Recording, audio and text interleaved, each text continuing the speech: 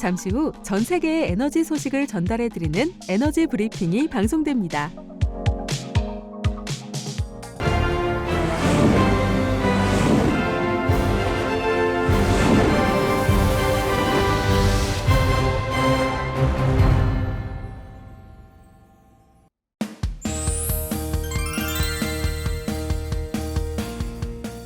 정부가 신재생에너지 전력계통 안정성을 강화하기 위해 태양광 인버터 성능 개선에 착수합니다. 산업부는 직류 기반인 태양광 발전기를 교류 전력망에 연계시키는 인버터의 지속 운전 성능 없이는 안정적 전력계통 운영이 어려워지고 있다고 추진 배경을 설명했는데요. 지속 운전 성능은 전력 설비 고장으로 발생하는 저주파수, 저전압에도 태양광 설비가 일정 시간 개통에서 탈락하지 않음으로써 개통 불안정의 연쇄적 파급을 막는 인버터 성능입니다. 지속 운전 성능이 없으면 설비 고장 등으로 저전압 현상이 발생할 경우 인근 태양광 설비로 퍼져 개통 불안정성이 전국적으로 확산될 우려가 있는데요.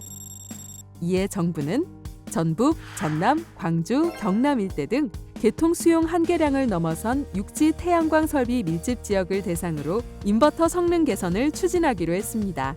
또한 산업부는 태양광 특별대책반 합동으로 태양광 설비 밀집 지역 태양광 인버터가 지속 운전 성능을 구비하도록 발전 사업자 대상 개별 안내와 비용을 지원할 계획인데요.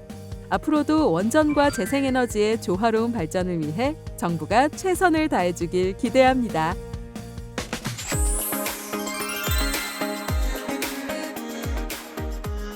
정부가 제3회 에너지 공공기관 수소경제협의회를 개최하고 청정수소 생태계 조성을 위한 구체적 이행 방안을 논의했습니다. 이날 회의에는 산업부 에너지정책실장, 한전, 발전6사, 전력거래소, 석유공사, 가스공사, 수소융합 얼라이언스 등이 참여했는데요. 우선 수소 암모니아 인프라 구축 방안은 가스공사가 기존 LNG 도입, 인프라 구축 경험을 바탕으로 29년까지 10만 톤 규모의 해외 액화수소 도입 인프라를 구축하며 석유공사는 해외 청정수소 도입의 주된 수단인 암모니아 유통 인프라 구축을 본격 추진합니다. 다음은 수소 암모니아 발전 실증인데요. 발전5사는 정부 R&D, 발전 현장 실증 등을 통해 26년까지 수소 혼소 기술을 확보하고 28년부터 청정수소, 암모니아 상용 발전을 추진합니다. 이후 진행된 논의에서는 석유 가스공사와 발전사 간 중복 투자 방지 및 비용 절감을 위한 인수기지 공동투자와 연계 운영 등 협업 방안을 논의했는데요. 올해는 수소발전 입찰 시장 개설, 청정수소 인증제 마련 등 우리나라 청정수소 생태계가 한 단계 더 성장하는 한 해가 될 것으로 보입니다.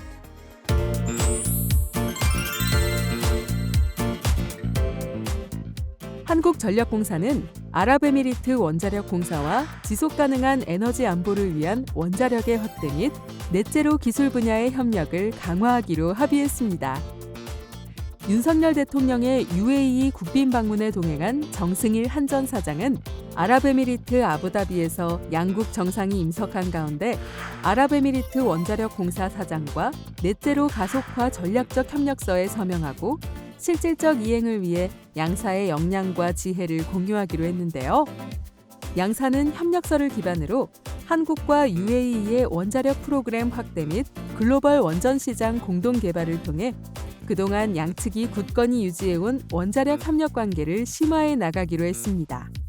또한 양사는 한전이 보유하고 있는 글로벌 전력 회사로서의 강점을 활용해 인접국과 전력망 연계를 위한 슈퍼그리드 공동 연구 개발 등 새로운 분야에서도 협력을 확대하기로 했는데요. 나아가 수소, 암모니아, 녹색 인증 제도 등 청정에너지 사업 협력을 통해 양국의 미래지향적인 에너지 전환을 성공적으로 추진하기 위한 기반을 구축하기로 합의했습니다. 이번 넷제로 가속화 전략적 협력 합의는 양국 관계를 한 단계 더 격상시키는 원동력이 될 것으로 평가됩니다.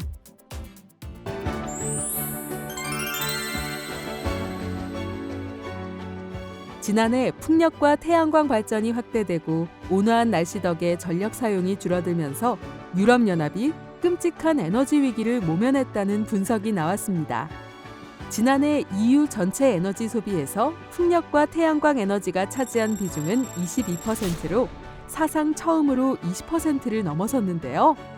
반면에 원자력과 수력 발전은 급감했습니다. 수력 발전은 유럽 전체의 끔찍한 가뭄으로 줄어들었고, 원전의 경우 독일이 원전 3곳의 가동을 중단한 데다 프랑스는 손상과 물 부족, 파업으로 56개 원전 중 절반의 가동을 멈춰야 했습니다. 온화한 날씨에 9월부터 전력 수요가 급속도로 줄었고 4분기에는 전년보다 전력 사용이 8% 감소하기까지 했는데요.